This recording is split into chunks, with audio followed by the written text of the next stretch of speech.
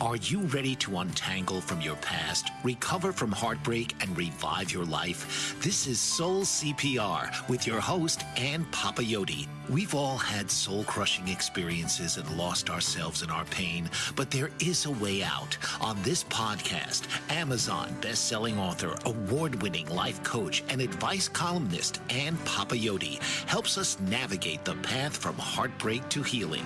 So now, please welcome the host of Soul CPR, Ann Papayoti. Hello, everyone. What if the pain that you're carrying isn't truly yours? What if you inherited most of it? What if it's what's known as ancestral trauma? Would you want to release it? If it could be done through the work known as Family Constellations, would you be interested? Well, joining me today is Rita Gendelman, an occupational therapist and healing practitioner specializing in family constellations, voice, dialogue, and neuro-emotional technique. With a background in supporting children on the autism spectrum and over 1,000 families so far, her work now focuses on helping individuals and couples release ancestral burdens, healing emotional wounds, and restoring connection. Born in Ukraine and now residing in Hawaii, Rita creates transformative spaces for deep healing, rooted in lineage, embodiment, and soul. Rita, welcome to the show. And thank you so much for having me. Of course. My last guest, Chad Schober, mentioned you during the show and talked about how you helped him along his healing journey. So I'm really, really thrilled to have you with us today and to share your gifts and your wisdom and your insights with my audience. So really, thank you for being here. A total pleasure. Great. So as I mentioned in the introduction, you were born in Ukraine and then you moved to the U.S., I believe, to New York when you were around the age of 11. Is that right? That's correct. Yes. Okay. So just thinking of that, I can imagine that initial transformation had to happen. That experience in itself would shape you somehow as far as identity and loss and belonging. So tell us a little bit about that and as far as your childhood goes. So we were Jewish refugees, and we came to the U.S. because USSR was falling apart and nobody could practice Judaism. And my parents were not religious. We lived in the communist era. And when we came to America, I had to start feeling into who am I, what am I, understanding my roots and where I come from. And I was deeply ashamed at the fact that I was Jewish. There's extreme shame around it. And I went to a private school. It was a Jewish school, and I learned how to speak Hebrew and how to read and write. And then at some point, I realized that's not the place that I want to be. And I decided that I really wanted to go to a regular school. And my parents supported me, but it was a total identity shock. And I was bullied and I was abused in high school. And I felt such a sense of loss. And I just could not, I cried myself to sleep almost every night during high school because I wanted to be part of the cool crowd. And I wanted to just have deep connections. And it was so painful. It was so impossible. And I spoke English beautifully and I was a kind human being, but I couldn't fit in. Could not fit in. Amazing. At what point did you recognize what you were experiencing? And when you look back now, might have been tied to ancestral trauma as you know it now. What were you experiencing with the bullying, with this the shame of being Jewish? How is that related to what you now know as ancestral trauma? Well, my grandfather fought in World War II, and he fought against the German Nazi regime. And there's this deep shame around this Jewishness because there's a constant exile, there is constant trouble, there's just all the time this turmoil going on. And really nobody practiced Judaism before the war. My great grandparents did, but during the war and after the war, we just identified with communism, and really truly this whole idea of this spirituality with this understanding of who we are as Jews and what it means. It was completely gone. It was not available, and there is a shame with it because very often there's exile. Very often there's just look down upon those type of people in many different circumstances in life. So that lives in the family system. And my parents, my grandparents, they fully abandoned this idea of what Judaism means. I've never known it. I never knew what it is, and I had to create my own understanding of what it is. And I had to understand that the shame was a protective mechanism, because I was just really afraid that somehow, somewhere, someone will find out if I'm Jewish, they won't like me, and they will abuse me, and they will want to somehow do something very bad to me, and it's a very unconscious thought, because growing up as a child, like this whole idea of Jewishness never came up. It never came up at all, until we were faced with this, oh, now we have a chance to move to the US. And it was because of the Jewish refugee status we were able to move at that time. And it was just, I realized that incredible disconnect from my lineage, from my roots, because of the war, because of communism, my family wasn't able to have access to, and I wasn't able to have access to. And so then you tried by going to school, to Jewish school, and to learn Hebrew language and all, but then you wanted to fit in differently in the Yes. regular. Then there was exile there in a way because you weren't fitting in. So how did you resolve that? So yeah, what happened? How did you resolve You know, it's so, I love the question and your innocence and curiosity that comes with it. The way I resolved it is, as I graduated high school, I started dating a Russian Jewish guy, and he brought me back home to myself. Like, I just felt his family took me in. My parents at the time already divorced. That's a whole other story that really led me to my pain as well. And I felt like they embraced me, and they were so loving and so beautiful, and they embraced their Jewishness, but they were not Jewish, they were not religious, but they were just comfortable with, yeah, we're Jews, we don't have to practice Judaism in order to feel Jewish. It's okay, we know who we are. And it was kind of like a breath of fresh air. I'm like, oh my God, I don't have to be religious to be Jewish. That is such a freedom. Thank you. Because nothing in me ever wanted to be religious. I am so like, oh, it's just not who I am. But I honor and respect the people that have had that experience, and that really have those traditions. And those traditions are part of my blood. And it's nice to have that as a living experience. It informs my life beautifully. Wonderful. So you mentioned your parents divorced. So tell me how that impacted you, because I do work with a lot of divorced individuals, and how that impacts their families. How did that impact you as a child? It's interesting. I'm surprised. I kind of want to cry. I worked on this so long. Yeah. At 16 years old, they divorced. The marriage was very chaotic and very tumultuous always, especially the 5 years before they divorced during immigration. And that's what started the 10 years, I would say, the dark night of the soul. It was the next, from the 16 to 28 was just the most darkest, the most painful years of my life. I became anorexic. I lost my cycle. I was unable to focus. I was failing out of school. I had a really hard time in college. I had, interestingly, all my girlfriends were highly emotionally and physically abusive. And I had a lot of trouble with mom and dad, and I couldn't stand my mother's new husband. And I was kind of like being moved from one house to the next, like in between houses, and never really felt like I had a place to belong, literally. And I my relationship with men was very painful. Every single man was this 9 months relationship that ended in the same way. It was just a cycle of this control, and I had enough, and I would walk away. And there's this one moment in my life that occurred that I remember. It was just so painful, but I was able to consciously be with the pain. I was in Manhattan, New York with my mom in a Verizon store. I was needing to fix my phone. And we walk in and we're standing with this beautiful young man who was assisting us.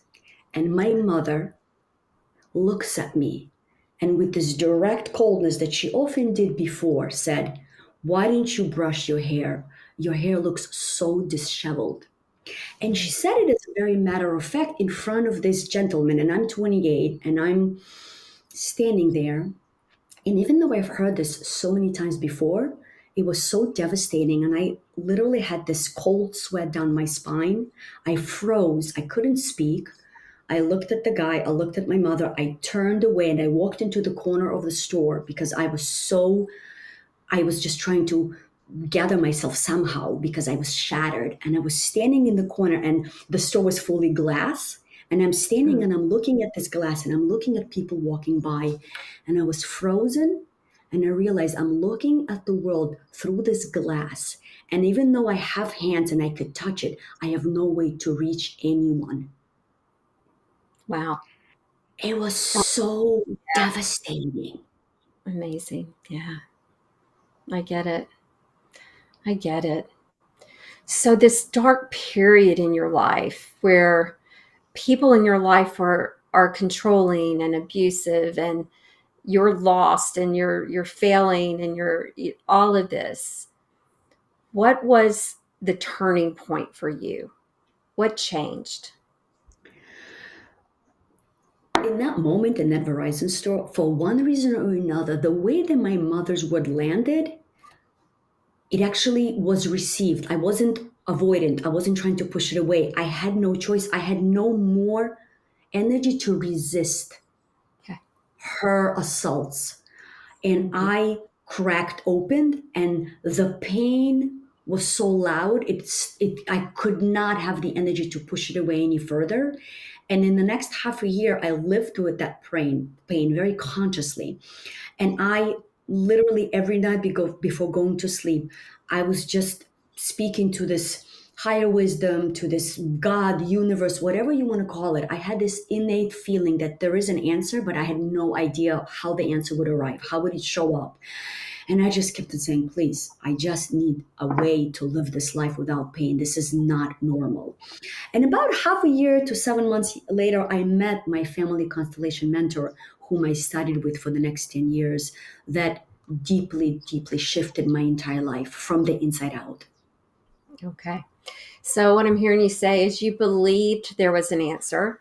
You I did. believed that there was healing, a way to live without this pain. So it started with believing, and then it did show up, and it showed up as this answer originally through the mentor. Is that right? Absolutely. The belief is the most important. And I'm surprised, given to what I've been through, that I still had hope. I had Right. hope and I believed. Yeah. Hope is such a beautiful thing, isn't it? It I love it. is. It Yes. is. Yes. Yes. It's like the light comes on. So you describe this as this period of darkness. I think it's just that the light comes on, and it's just believing in that light and knowing that the light is shining for you, and that good's going to come. And we have to look up to see that light. And when we're constantly looking down in life, all we see is that darkness. But when we can just tilt our chin up and look up, there is light. And that's what it sounds like that you did. And you weren't, doesn't sound like you were blaming your mom or blaming these. You were just saying, asking for the answer for yourself. And Absolutely. the answer shows up originally as a mentor. Tell us about this person and this practice. Now we are getting ready for our first break. So let's hold off, because I know this is really going to open up the big discussion for today about family constellations and ancestral trauma and how it showed up for you, this work, what it is exactly, and how you healed yourself, and then now how you heal others. So ladies and gentlemen, don't go far. We will be back with Rita and more Soul CPR. What if there were a super tiny device that could diagnose the brain and is smaller than a single human hair? What if you could see inside the brain to help an epilepsy patient during surgery, or to help the fight against Parkinson's disease? Dr. Patricia Broderick is proud to announce the Broderick Probe, a biomedical and electronic breakthrough. Imagine a probe to help with the understanding and potential cure of brain-related diseases. To learn more, listen live to the Easy Sense radio show with host Dr. Broderick, Wednesdays 7 p.m. Eastern on the Bold Brave Media Network and TuneIn Radio. And to help support the Broderick Foundation, please go to EasySense.com and learn how, with your help, we can fight these horrific brain disorders. That's EasySense.com to learn more and help support the Broderick Foundation.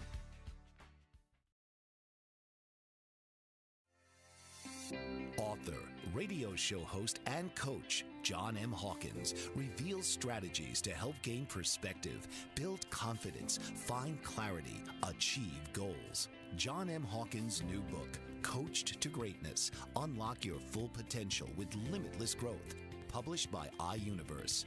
Hawkins reveals strategies to help readers accomplish more. He believes the book can coach them to greatness. Hawkins says that the best athletes get to the top of their sport with the help of coaches, mentors, and others. He shares guidance that helps readers reflect on what motivates them, rediscover and assess their core values, philosophies, and competencies, find settings that allow them to be the most productive, and track their progress towards accomplishing goals. Listen to John Hawkins' My Strategy, Saturdays, 1 p.m. Eastern on the BBM Global Network and TuneIn Radio. Hello, everyone. Thank you for tuning in today.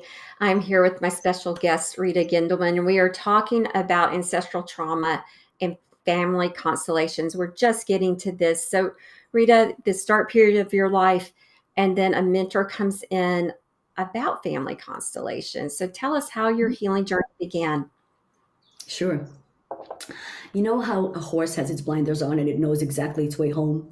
So I feel like this family constellation, this mentor, like literally the blinders went off and there's a whole other world of so much beauty that showed up that never in my million years would I ever even imagine. And to share with you how tremendous this world is, I wanted to share a little bit about Bert Hellinger. He's the founder of Family Constellations. He was a priest in Germany, and he, during the World War II, he went to Africa to work with the Zulu tribes, to be a missionary, to share with them about Christianity, Catholicism. However, being who he is, he opened up to their ways of life, to their rituals, how they relate to their land, how they relate to the daily life, and how they resolve human challenges and challenges that live in their family system. And they're very honoring of the ancestors. So what he did is he took their rituals, he brought it to the Western world and introduced it to us. And but this work is really about it says we have an individual experience. I am Rita. I have, I do family constellations. I have a husband. I'm a daughter, etc., etc. Yet I also belong to a much bigger system. And the specific system I'm speaking of is the family system. And we all are born into a family system because all of us have a mother and a father. Whether we know them or not is actually not that important. It's actually, well, it's important, but I'm just saying that this work goes beyond whether you know them or not, whether they're alive or not. And it's really, really important to say that. So because we carry the genetic code of our fathers and their fathers and mothers, etc., we do not only express their physical traits, we also carry the memories of the lived experience of our ancestors. And we all come, the human experience, we all come from a collective trauma of forced migration, genocide, wars, spiritual oppression. And we also have our own individual experience within our family system where there is early deaths, where there is secrets, where there is betrayal, where there is incest. And we usually, as nobody wants to talk about these things. It's too painful. And it's kind of hushed. It's just put away and it's oppressed. And yet they never disappear. These events never go anywhere. And they stay in the family system. And the next of kin picks that up. because we live in this information system that is constantly always informing us and who we are, and it is expressed in our daily lives. Okay. All right. Yes, and because this information never goes anywhere, we have no choice. But the undigested information, that the trauma that's been before us, we have to pick it up and we have to bring it and we have to live it. And that's why we have challenges with health. We have challenges with relationships. We have challenges understanding how do we belong, who we are, what is our purpose. Because somewhere in the back, there is so much pain and so much confusion and not knowing what tribe I belong to, whom I belong to, what land I belong to. And that really distorts our self identity, distorts the idea of the core self, distorts our ability to be authentic with ourselves and with others. Okay. So when you met this mentor that brought this practice into your awareness, how did she use this to help you heal? What did you learn were your ancestral traumas that needed to be cleared for you to, and what did it heal exactly? Sure. My biggest challenge in my life has been really truly my relationship with my mom. And I'll talk where it is in the present moment a little later. I knew my mother and I have a contentious relationship, but I didn't know to what extent it informed everything that I've ever done in my life. Through this work, I realized that my mother's mother was given away. They did not have enough money for all the children. There was 4 children, and my grandmother was the last child born, an unexpected child. There was not enough money, and she was given away to her, my great grandmother's brother, her uncle, who had enough money because he was a chef. What I did not know is that when a child is given away, it's an incredible break in the bond with the family system, specifically with the mom. And as children, we always blame ourselves no matter what.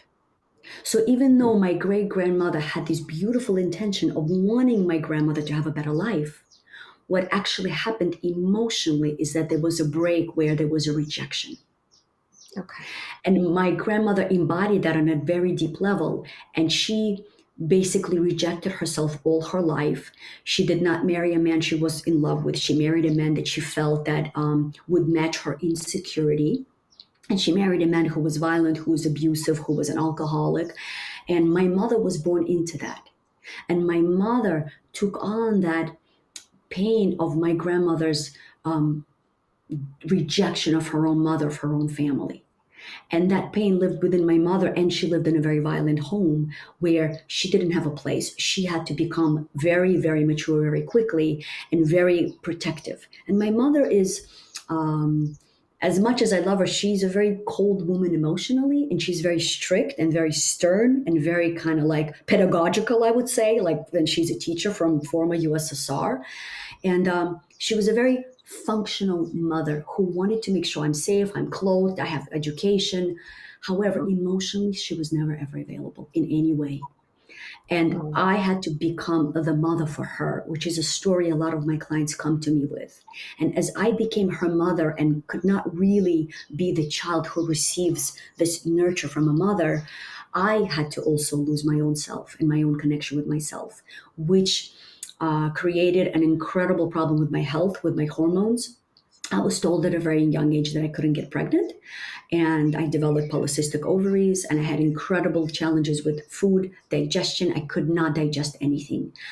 And the more we got into, and I've done many constellations. This is the first one that I'm telling you that really was the biggest kind of light bulb went off, that I have become the mother of my mother.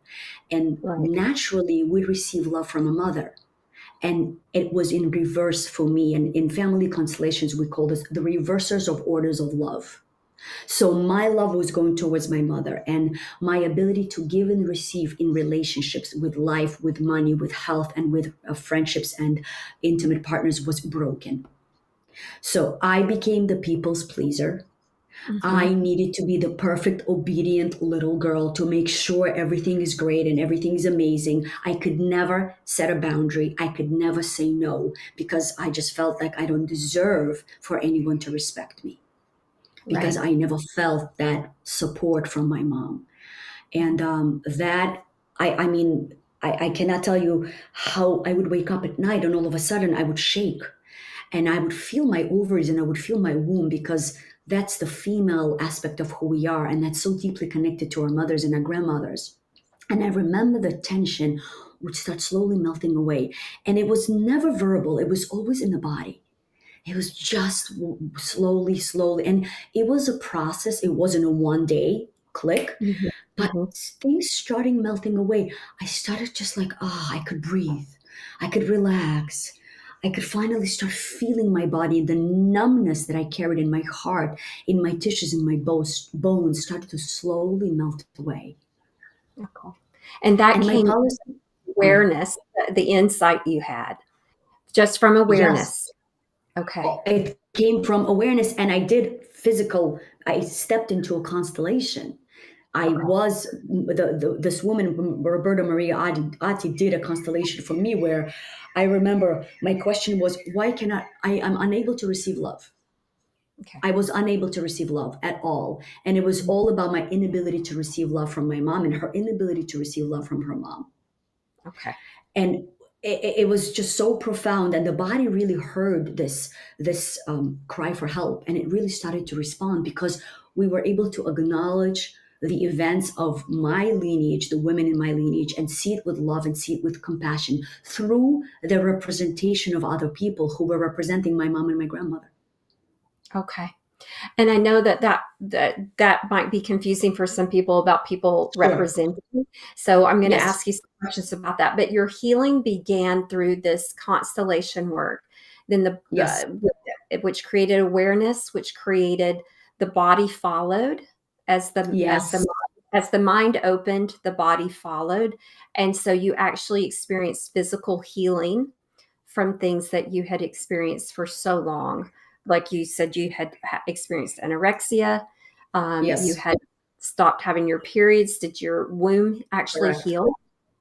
Yes, Yeah. it did. I don't have children Right. by choice at this point, but I did Okay. go to a GYN 5 years ago, and she says you have like the healthiest womb. Your ovaries are perfect. You have like I couldn't believe it. Like the it was like so precious, and I did not actually do anything else to address it except work with my emotional ancestral trauma. Wow. That's pretty phenomenal, actually. What a It great is. testimony It is. to this. So, tell us a little bit more about family constellations and the actual work. So, it's different than any kind of traditional talk based therapy, right? So Yes. Very. you mentioned representatives. So tell us what a session looks like, if you will. Sure. So, a very important aspect where transformation occurs for family constellation is in this information field, also known as the knowing field, that has a couple of other names. So, imagine you're walking in a room and you don't know anyone. Yet you suddenly feel like, oh, I feel really attracted to speak to this person and I really like them. And then suddenly you look somewhere else and you're like, not so comfortable over there. I don't want to go into that pile of people. So we're constantly getting information around us from this invisible field that is guiding us what is safe, what is not safe. And our mind often doesn't even know what's going on, but the body and the sensory perceptions always, always know. So when I'm working with a client, we step into this knowing field that carries all the information about your family system, the lived experience of your childhood and your conception and your womb, and the lived experience of your parents, grandparents, and we can go back as far as needed to look at the root cause.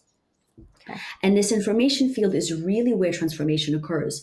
And when a client comes in and asks a question, for example, this receiving love, that's a big deal. And I had a client 3 days ago who came in, a woman, and said, I can't receive love. I can't give love. I'm paralyzed.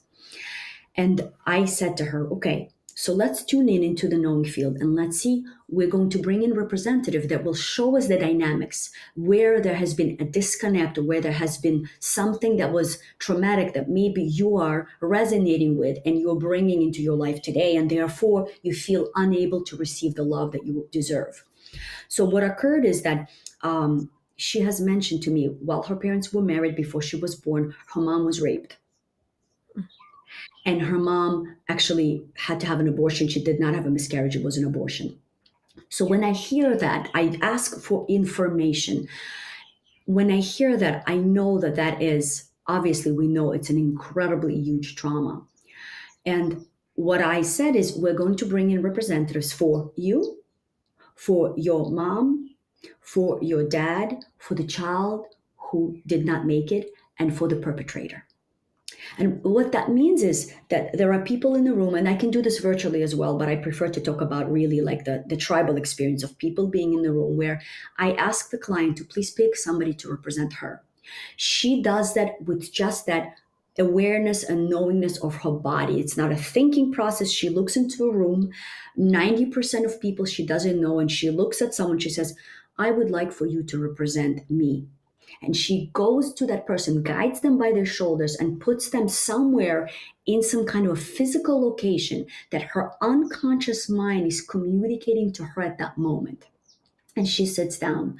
The representative now starts to tune in into the family system and the intention that this client set up, knowing really very little about who she is. But if the client gives permission and sets an intention, the person who comes in now has this safe to tune in, and they go beyond this just sensory experiences, the five senses. We now start tuning in into further away from who we are. And it happens naturally because this information field is always available to us. And it does look and feel like magic, but I want to say this, anybody can do it, and you don't need to have any experience as long as you have a natural curiosity and an openness. That is all that is needed. And now the person who is representing begins to have this felt experience of, why am I feet cold? Why can't I move? Why is my left shoulder paralyzed and contorted? And they begin to have these sensory experiences, or they begin to feel extreme sadness and they want to cry, not knowing why, or nausea starts to show up. And this shows up almost immediately. And then we bring in the next person, and we bring in her mom, her dad, the child that died, and the perpetrator. And now we begin to see who relates to who, what relationships, what bonds are being established. And every person in the constellation can share with very few words. I ask to please share very briefly. What is happening for you right now? Do you see the people around you? Do you relate to anyone? Are you repelled by someone? Are you feeling loved or connected by someone? And we can begin to see the relationships that are actually truly existing in this client's unconscious. And that is what they carry, that perception with them everywhere they go, until they look at it and resolve it. I see. So just to be clear, the representatives are real people that Yes. represent someone who may be living or dead. Yes, correct. They have to be a willing volunteer to stand in for the real relationship. And they just have to be open to this experience. Is that correct? 100%. Beautifully said. Okay. And so what other kinds of issues or patterns tend to surface? What have you seen surface? And you're telling us the physical things that the representatives can experience, but what issues or patterns in the relationships might be revealed and healed or not when this work is done? Sure. So very often the pattern of mother and daughter reversal, or father and son reversal, where the child becomes the parent. These are very, very common. Okay. Also, very often a marriage that has a previous marriage before it, or previous partners come in. So it is very important to just remind all of us that every single relationship that we are in, we always bring in our previous relationships into the present relationship. So, Mhm. for example, previous marriages and previous children very much matter in the family constellations. So often when couples come to me, or when mothers or women come to me and they say, I don't know, I'm having such an issue with my husband, and we start uncovering, well, he has previous children, he has previous obligations, he left his wife and she's still mad and angry. So what we Okay. need to do is to honor the previous wife, to honor the previous children, because there's a certain order of love, and that hierarchy in time and space, if it's not honored, it is brought in into the present relationship and is creating havoc. And the wife, the present wife, is now feeling excluded because she's feeling the exclusion of the previous wife. I Or the see. next of kin, the child, is now feeling excluded and invisible because the previous children are feeling left behind. I see. I see. So it's all, and even though the let's say in this case the dad who's now has the former wife and the former children isn't intentionally creating this, it's a subconscious thing that's being carried through. Absolutely. So is there this is hypnosis is hypnosis used in this at all? And I know I asked Oh, you this privately, but I just want the sure. audience to understand as Oh, well. it's a very important question. So a lot of times, people who know nothing about this work, they ask me, is it hypnosis? Is it channeling? A lot of people ask if it's channeling. None of that. There is absolutely no hypnosis. There is no channeling. I'm not a psychic. Am I intuitive? Yes, but I believe we all are to an extent. Is my intuition becoming greater? I would say I'm just more present, and I'm able to observe life with more of who I am. And therefore, my intuition increases. So, I am somebody who I would say is a conduit in this work, and I give space to what is already there to show up and emerge, and not to put my own narrative or my own perspective on it. I want to see life exactly the way it shows up. No need to change, no need to fix. Somebody died early. Okay, they died. We need to acknowledge there was a death. A baby died. We cannot deny it. Just seeing it and accepting it and giving it space and feeling comfortable with these incredible traumas is where my job is, and where I bring my clients into, and all the representative. And the knowing field never has any judgment. It just shows you exactly what is happening, and then you can add a judgment, you can add a narrative, or you can just be present for it and open your heart. And what if someone doesn't know a lot about their ancestors or their family history? Can they still benefit? They just know they're Absolutely. hurting, or they just know that they have these somatic issues. They have these physical pains, and they don't know the origin. So how would that work for someone without the background information? This happens quite often, and thank God, because this knowing field, it knows everything we need to know. So when a client is kind of disconnected from their family system and they don't know much, what we do is we just put in representatives. And Okay. representatives immediately let you know. For example, you put a mom and a dad and the client, and right away you see the mother falls on the floor and she's heavy and she's just kind of like out of it completely.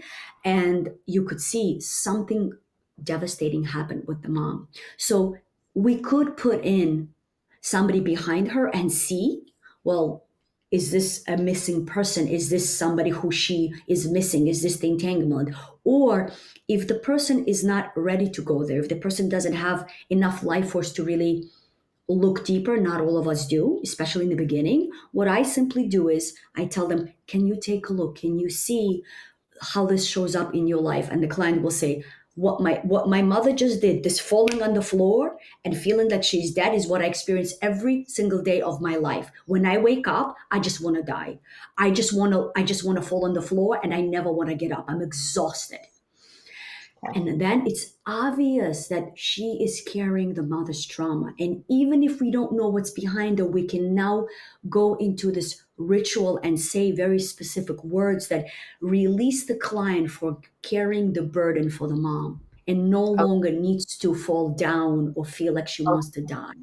So sometimes it's just connecting to which relationship you're carrying the burden for, and Correct. then creating the release. Okay, wonderful. Thank you so much for that and clarifying that. So this whole idea is very fascinating, right? That we're carrying so much and that maybe so many patterns in our lives, just as you were describing every day, I feel this way, could be related to something that we inherited. It just really fascinates me that that it could be such a seemingly simple Mhm, mhm. ceremonial way to let go. Um, so mother child, it seems to be a lot. So can somebody step in and heal for someone else? I'm just curious, like could someone step in and say, I know this person's hurting in my family. Can I try to heal for them? Absolutely not. No, that's not how it works. So I Okay. appreciate the question. So every time, so this is really important. Lots of moms comes to me because I also really the mother of a child bond is a big deal in my life, and of course I work Right. a lot with it. So lots of mothers come to me because they have special children or just parental issues, and the child is having issues, and they tell me, "Well, my child is really having issues. I really need to help my child." The moment the mother says that, I take a deep breath. I honor and respect it because it's so easy to understand. And Right. I then say, I'm here to support you as a mother. Your child will be okay if you're okay. Can we take a look what's going on for you? What is your relationship like with your husband? What is your relationship like with your mother and your ancestral lineage? And that is where the answer is. We are often, to avoid our own pain, looking at someone else and wanting to fix someone else because the pain is so difficult. And it is very hard for us human beings to take responsibility for ourselves. It's the hardest thing, but it's the only answer. It is the Mm, only answer. And what I mm. do with compassion, with love, with nurture, with guidance is to how can I help you take Okay. care of you and not to try to project anything onto your children or your significant others. Perfect. I love that. Responsibility for self, self first. And sometimes people may approach that with the best intention, right? Wanting to care for somebody else. But it comes back to you have to take care of yourself first before you can. And in doing so, you may be helping someone else, is what I'm hearing you say. You may Well, help this person. this is the important part. So what I heard about your question, I wanna, if there is time to share this, is that whenever what's beautiful about these family constellations, that when you do work for yourself, you're doing work for the entire family. And I Okay. am a testament to that, and my clients are a testament to that. For me, just to share my experiences, my mom and dad less than mom. Mom knows that I do this work. She knows nothing about this work, and she has never done any emotional work, nothing. She's petrified of it. My father Okay. doesn't even want to discuss it. I've been doing this work for a long time. My parents got divorced. There was extreme animosity, extreme hatred, especially on my mother's side. And as I started doing the work, within 3 years, they became friends. My father is remarried, my mother is single, and they're now having dinners at each other's houses, whether I'm there or not, and they're amicable. And my mother, where in the first 10 years after the divorce, if she says my father's name, it would follow with a lot of derogatory remarks and da da da da. She speaks so highly of him. She respects him. She honors him. She supports my relationship with him. It's uncanny because the venomous experience of her life and how she treated him is completely gone, and she did nothing. I did the work. You And did it's the work. beautiful to see that. It's so beautiful to Yeah. see that. Oh, yeah. Yes. Oh, I love that. Thank you for sharing that. So, what are some signs that someone may notice in their life that it's time to do this work or to approach this type of healing instead of another modality?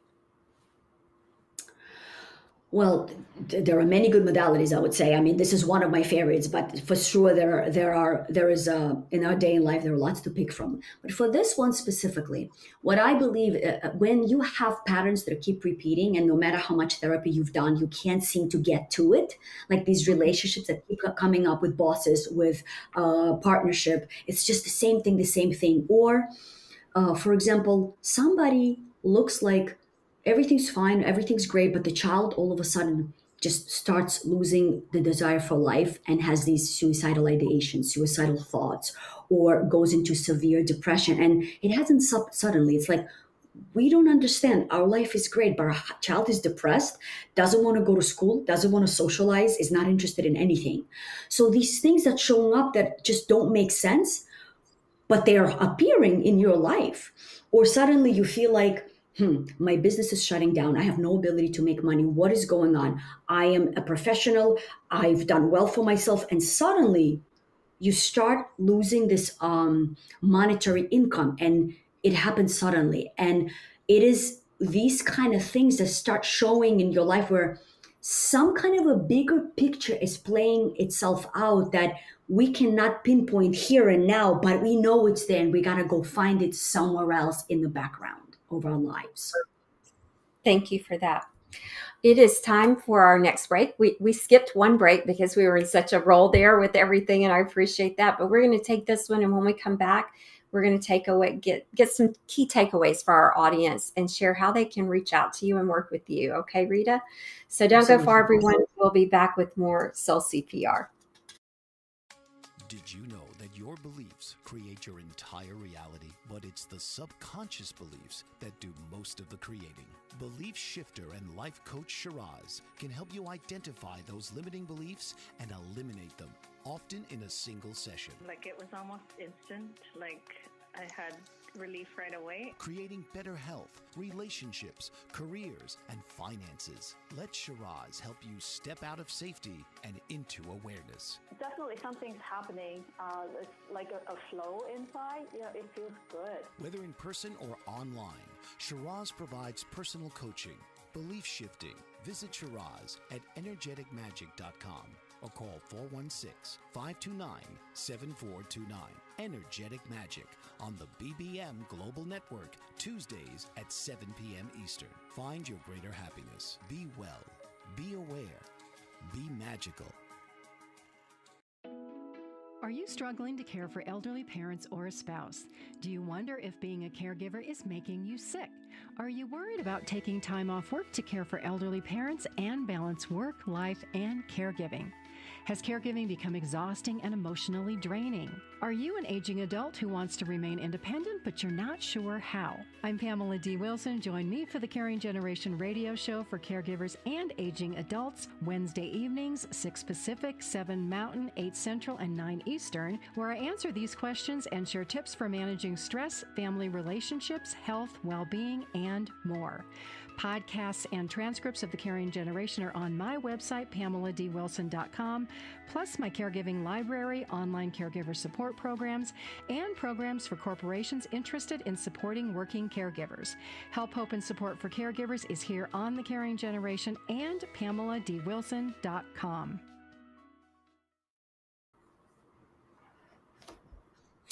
And we're back. So Rita, in this final segment of our show today, I wanted to make sure that I asked you, once someone's done this work of family constellation and healing, how do they continue to implement it in their daily life? What makes the healing stick, if you will? Sure, great question. We are creating more space within our body and within our energetic system. And we need to have the space for something new to come in. So as we see this new experience, now how do we create the space and keep the space open? And I know I'm going to sound redundant, but I'm telling you, meditation and breath work really helps. It's something that I've avoided for a very long time, but a year and a half ago, I committed, and I really feel a huge, huge transformation within myself. So those of you who really want to create that space for yourself, have time for self. Nature is really important. If you have access to parks, if you have access to the ocean, that would be fantastic. Or just walking on earth barefoot. time, even 15, 20 minutes a day in the morning with just breathing, being with yourself, not necessarily thinking about anything, but just allowing yourself to feel what it's like not to have cortisol pumping in your blood. Space, relaxation, grounding, and then being conscious and observe when does the pattern pop up in your life. Instead of judging it, just let yourself say, I see you. I see you. You're showing up. Oh, I see you. Now you become a witness to your life. You're no longer this merging one collapsed kind of experience. There's a separation. When there's a separation and observation, it's the only time you can make a choice. And then slowly, while observing it for a few weeks or even a few months, start taking an action to respond differently to the patterns that you're used to respond to out of unconsciousness. Say something different to your child, say something different to your husband, or don't say anything and just pause and breathe and listen more instead of talking all the time. Action is really important, but after observation, and that spaciousness that you create by being with yourself and breathing and meditating will take you a long way. Ah, I love that. I love that. Be a witness to your own life. Yes, Absolutely. be an observer instead of a participant in all of that pain. What we learn so much when we do that, right? When we can observe it rather than participate in it. So, Rita, I know you mentioned you can work on Zoom. I would love to just come to Hawaii and have a session with you, and I may do that. But for those You're who very welcome.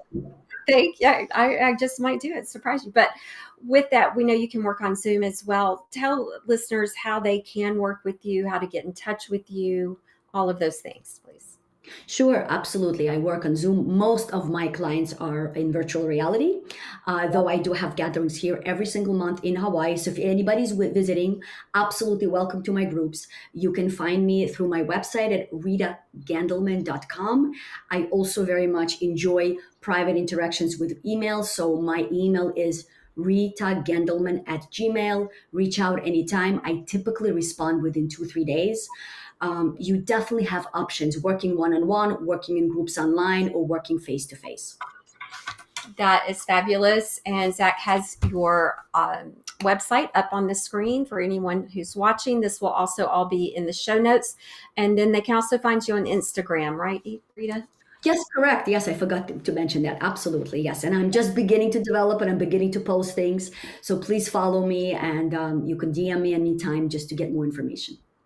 Absolutely. So you can always reach out if you misplace that. You can always find me here and I can connect you to Rita and we'll get you going. So Rita, thank you so much for having been a guest today. I've just really enjoyed our conversation and learning about family constellations and the healing that can happen for everything that we carry through life that really was never meant for us to continue carrying. And I love the promise that this healing offers. I really do. Thank you. Absolutely. Yeah. This is such an honor to be here with you. Thank you. Well, as we conclude this episode of Soul CPR Healing Out Loud, I want everyone to remember that healing is not a linear step-by-step journey. It is a process of profound transformation, as Rita described for her own life's journey. So if today's episode resonated with you, then please share this podcast with someone who may need a lifeline of their own. Subscribe, rate, and leave a review to help us reach more hearts. And you can always connect with me through my website at skyviewcoaching.com, or you can connect with me on social media. It's at Skyview Coaching on Facebook or at Ann Papayotti on all the other platforms, LinkedIn, X, and Instagram. Let me know the stories and the topics you'd like us to explore more on the show, because this show is for you. We're going to make it happen. So until next time, may you find strength in your vulnerability and courage in your journey. We thank you for tuning in. As always, breathe deeply, live openly, and love soulfully. Good day, everyone. This has been Soul CPR with host Ann Papayotti. Breathe life back into your spirit with each episode, where she and special guests explore the relationships that hurt us and discover that healing can only begin with you. Tuesdays at 3 p.m. Eastern on the Bold Brave TV network.